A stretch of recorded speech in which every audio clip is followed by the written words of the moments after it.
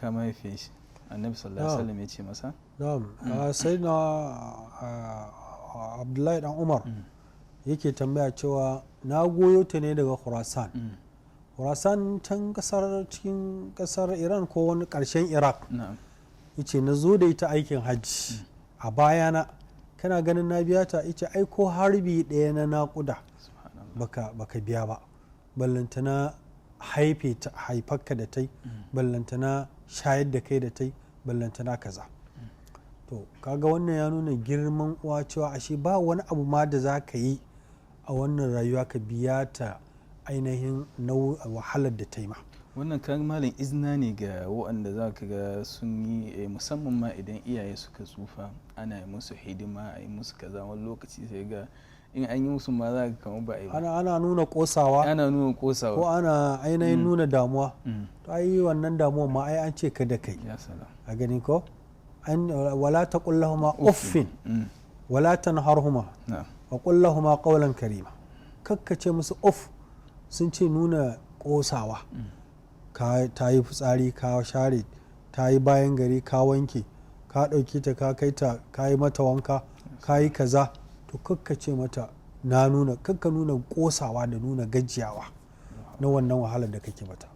Kar kuma ta yi wani abu kai mata tsawa saboda nan ta yi amai, nan ta yi fitsari, can ta yi bayan gari, kana wannan watakila can tana ihu. To maza duk haɗa ka yi, wala ta na roma kakkai ce za ka yi mata tsawa. Ko kuma nan kamar da malam Usman ya ce a yi ja hankalin matasa musamman ma zamaninmu na yanzu, idan iyaye suka yi ma yaro magana, matashi magana akan karkai kaza, me yasa kai kaza, sai ga ana yahu ne iyaye da sauransu. To wannan ba daidai ba ne. Ainihin rashin ladabi ne babba. Tunda anan Allah ce kada kai musu tsawa wa qul lahumu qawlan karima. In za ka musu magana ta girma, ta mutuntawa, ainihin ta darajawa. Ba aikinka ba ne ainihin ka zo ta yi ma magana ko don baka da lokaci ko don ka kosu ko don ka gaji ko don wani abu ka gaya mata magana da bata dace ba. Za ga akwai matsalolin da yanzu ake fama da matasa na rashin ladabi da girmamawa ga iyaye, musamman ainihin iyaye mata. Za ga wani tun yana saurayi, bayan duk wancan wahalin da ta yi da shi, to ita ce wacce baya darajawa, baya saurarawa, ita wacce yake watsawa, ita yake hantara, ita yake baya sauraranta. Yayin da ya aure ya fifita matarsa a kanta. Watakila ya sati ma bai zo inda take ba, watakila ya wata bai zo inda take ba. Kaga ya fara komawa irin wancan tsarin na turawa wanda sai shekara suke zuwa suke duban inda iyayensu suke. Ko zamanto tunda muna da idi na sallah da karama sai wannan lokaci sai babba. Alhali ga hanyoyi da dama ko a nesa kake, alhali ga hanyoyi da dama na sadar da zumunci. Idan muka ɗau abin da Abu Huraira yake wa mahaifiyarsa, Abu Huraira ma musamman yake yin aure don kula da hidimar mahaifiyarsa har sai da ta rasu sannan ya aure, saboda kada ma ya aure rigimar iyalinsa da waye ta shagalar da shi gabarin kula da mahaifiyarsa. Kuma kullum daga gidansa in ya fito zai tafi harkokinsa zai zo ya ce ainihin assalamu alaiki ya ummi, Allah ya ji kanki kamar yin da kika rene ni ina karami. Ta ce kai ma Allah ainihin ya ma albarka kamar yadda ka bi ni kana babba. Kamar yadda ka bi ni ka babba. In ya dawo daga harkokinsa sai ya biyo ta wurinta ya gaishe ta ya ce uwa Allah ya ji kanki kamar yadda kika rene ni ina karami. Ta ce Allah ya ma albarka kamar yadda ka bi ni kana babba. Kullum Abu Huraira in dai tafi aiki haka, in ya dawo haka. Yanzu ai gashi to kaga ga albarkan ta ba Abu Huraira. Ba za ka dau wani littafi na addini ba sai kaga hadisan Abu Huraira. Yanzu hadisan mafi yawa da muka karanto duk ruwayar Abu Huraira ce.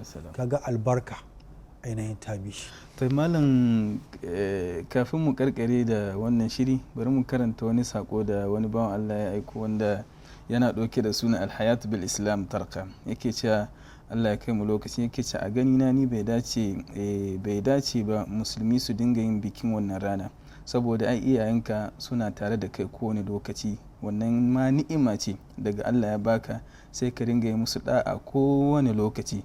Muna godiya Afirka TV, Allah ya saka da alkhairi. Tai malam, a ƙarshe cikin wannan lokaci da ya dan rage muna, wani shawarwari zaka bayarwa ga 'yan uwa, ya'ya saboda yin da'a ga iyaye? Duk da cewa mun mai da hankalin sosai akan mahaifiya, kar iyayenmu maza su ce mun manta da su. To na farko dai mu sani cewa biyayya ga uwa ba ta da rana, ba ta da lokaci, baki ɗayan rayuwa ne.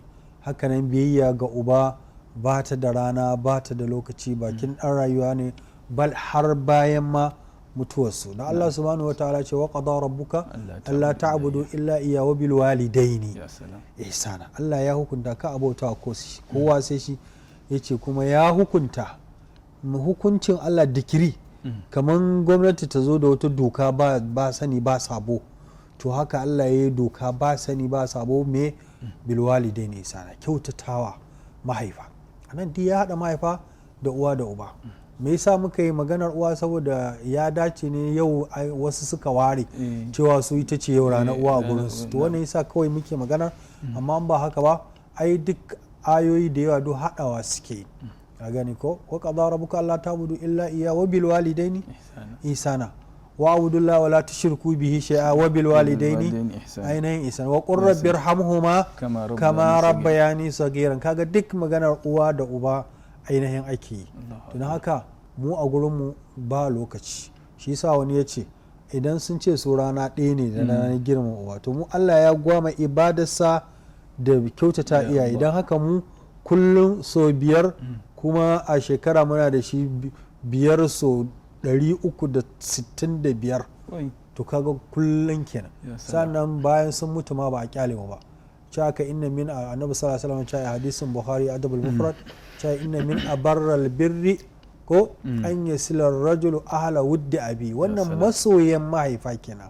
Yaya kuma ainihin su. Sannan da in sun rasu ma ka ci gaba da yi musu addu'a qur rabbir hamhuma kama rabbayani sagir. Don haka har sun mutu ma biyayya tana nan.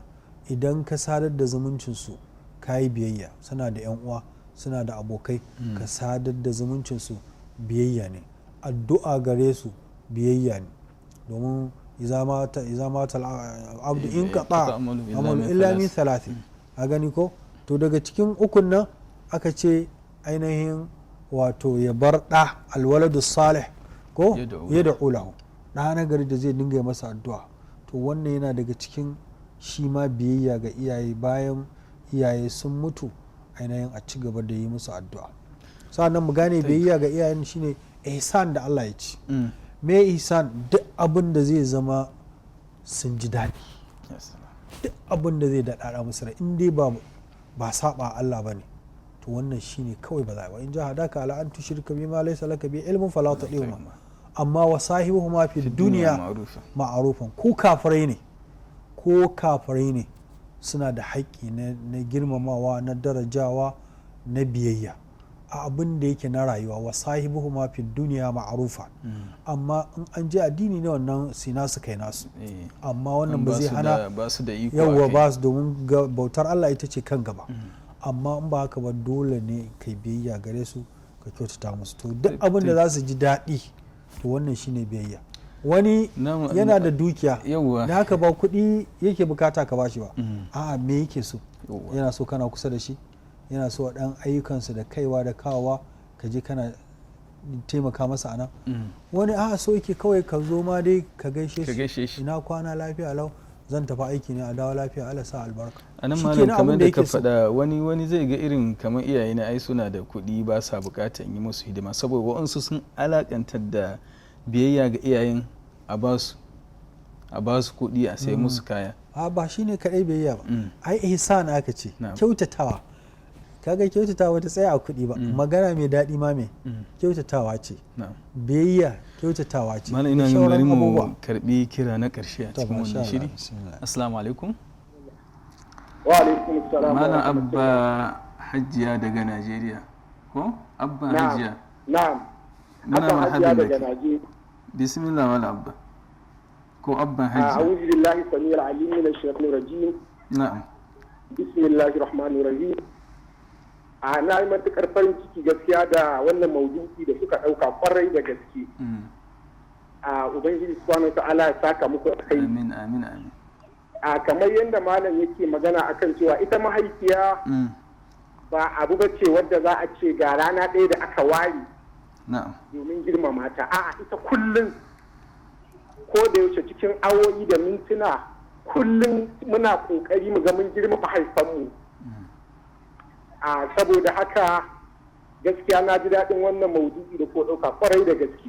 to muna godiya sosai Kuma da ubangiji amfani. Allah mai da malam gida lafiya da Amin. dukkan ma'aikatan ku. amin amin amin amin Allah ubangiji ya ƙara ma mahaifanmu haƙuri da mu. Amin. Kuma ya ba mu ikon yi masu biyayya 100%. amin amin amin Allah ya Mun gode saka sosai. da kai. mun gode sosai malam abban masha abban Allah. Hajjiya daga Najeriya Allah ya saka da alkhairi to malam ina ganin lokacin mu kusan ya karkare muna son a ƙarshe jan hankali na ƙarshe game da iyaye ko in ce kafin wannan wani lokaci za ka samu wani yana nesa zai iya ce maka to ya zai yi ma iyayensa da'a wanda suke zuwa bida da sauransu su yi jima ba sa alhamdulillah Allah ya sauƙaƙe hanyoyi yanzu na'am a gani ko idan zumunci ba zai da kafa ba da sai an yi rubuto wasiƙa na'am amma yanzu ga waya za ka ɗauka ina kwana hajjiya an tashi lafiya kaza kaza kana nisan duniya yanzu wannan ba daga Najeriya ya bugo ba Daga Najeriya. ɗazu wancan daga Saudiya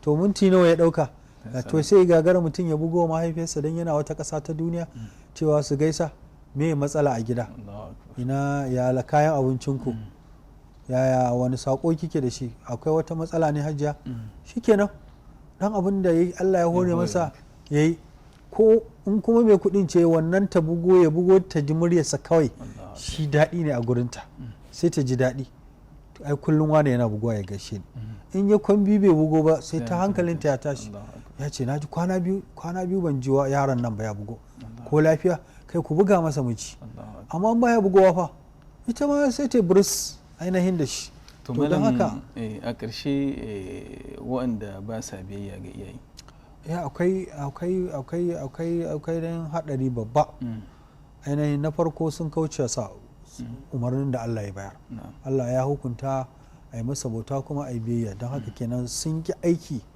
da wannan aya sannan wancan aya da muka ce wanda ya biyayya ainihin wanda ya samu akwai hadisin annabi sallallahu alaihi wasallam wanda ya samu mahaifansa biyu ko ya samu ɗaya amma ainihin bai su shigar da shi aljanna ba to wannan Allah ya daɗe nisantar da shi ma da samun shigan aljanna to kaga sannan hukukul walidain yana daga cikin manya-manyan kaba'irai annabi sallallahu alaihi wasallam ya lissafa mana wasu manyan kabirori guda 7 daga ciki akwai me akwai hukukul walidain ainihin saba mahaifa kabira ce babba wanda kuma sakamakonta tun a nan duniya ake gani ba a jinkirtawa sai gobe alkiyama wanda duk rashin biyayya ga iyayensa na lahira ya fi na duniya to ga kuma sakamakon na lahira yana jira muna fata Allah subhanahu wa ta'ala ya ba mu ikon biyayya ga iyayenmu kuma ya arzuta mu da alkhairin da yake tare da su da albarkar da take tare da su